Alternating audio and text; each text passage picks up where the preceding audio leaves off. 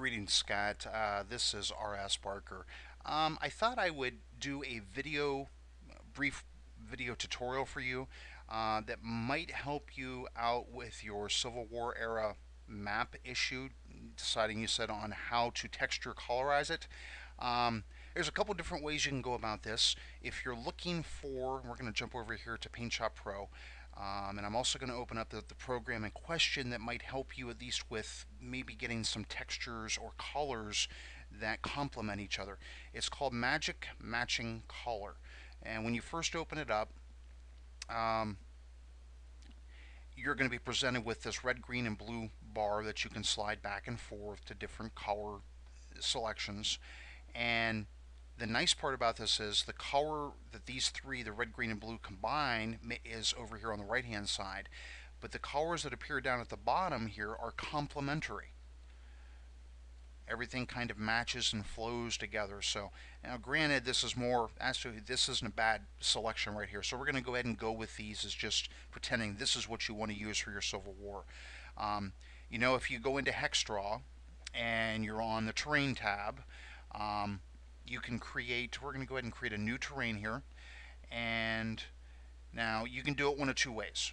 The first thing you can do is just hit the color selection tool here, and the only downside to this Magic Matching Color, it doesn't have RGB numbers, it has HTML, so you can't do a direct just copy over. But if you just have PaintShop Pro floating in the background and you come down here and say I want this brown, you double click on the numbers, and then we're going to go ahead and create an image real quick, 500 by 500, no big deal. Open this up and go to HTML and Control V, and that number appears, and then paste it in, and there it is. And then of course obviously you could save this as a TGA, put it into your own folder within HexDraw, the HexDraw library, and then you could import it. Oops, let me go ahead and close this one real quick. With the folder, it would be in HexDraw Textures folder, which that's what I did for excuse me, my ambush maps that Joe actually had copied and brought them over to the Consim World forum, so the members could see some of my work. And then it's simple enough, obviously, just to put that to put those in where you need them at. That's one way to do it. But the other thing to keep in mind is you can also go a different direction, which is by using textures, full, complete textures. So this is ImageSynth. I'm going to try to get this on screen for you as much as I can, so you can see pretty much how everything works here. I may have to resize this a little bit so that you can see everything. I'm going to try to get it on there, so hopefully. Yeah. Down here at the bottom there's a button called Add Image. So what we're going to do is I'm going to go down here, and I've already got my big folder for my Band of Brothers stuff that I'm doing, which is for ambush. And I'm going to grab, I'd like to get some grass or something like that. Grass dirt, I suppose, will work. And you want to go with square sides, so 256 or 512 or 1024. I normally go with 512. It seems to be pretty good. And then we'll have this image. Now you'll see what the input looks like. That's what the whole image will look like. So we've got some funky things going on here. There's like straw here that's been duplicated, and I just grabbed this off the web, and we're gonna change it around and clear it. You can also see a little dot here. Don't really like that, so we're gonna do number of chunks. We're gonna take this number up to say 45. Size of chunks, we're gonna drop that down to about, well, I think 50% actually is pretty, well, let's go 25% on it. And then we're going to generate. Now we get this whole list of numbers over here on the left hand side. It's created all these tiny little chunks, and you can see these little green squares. When we go to output, placement random, we're going to go ahead and start. And then it will slowly but surely fill in. Okay, and that's pretty close. I mean, obviously you can see it's changed it some. We're going to have to come in here and edit this up a little bit. You can go to your eraser tool here and drop the size down. We'll make it square, and then I'll just go ahead and erase that. I'm going to make that much smaller than that. And I'll start to get rid of these little dot things here. And then once we're done, I didn't like this first square here, but that's okay. I don't like that. I'm going to make the size even a little bit smaller here.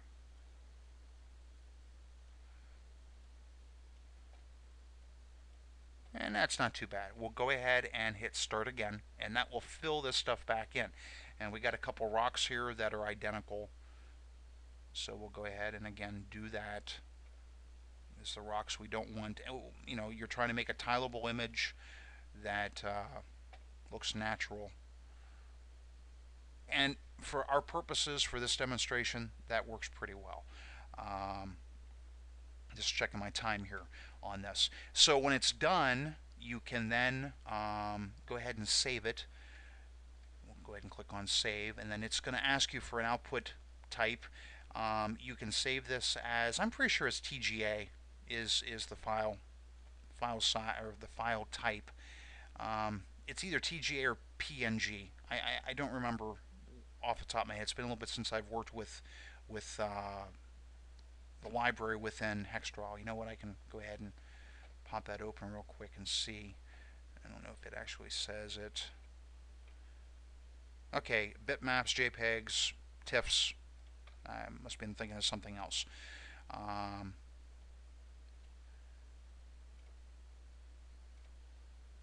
So anyway, then you would save it, to your folder, and you'd be good to go from that standpoint.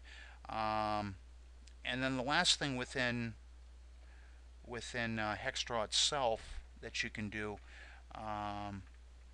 obviously you can always kind of mix and match. You could do partials. One of my favorite things to do is go over to the layer, the different layers, and I'll normally choose, well, for this I like to do middle or top layer. Top or middle.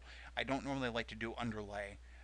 We'll just go with middle on this one, and then I'm going to go ahead and edit a selected hex. Actually select the hex, so you click on OK, and then I'm going to go ahead and choose and say I want to do these 3 hexes. In this case I have to close PaintShop Pro because that's my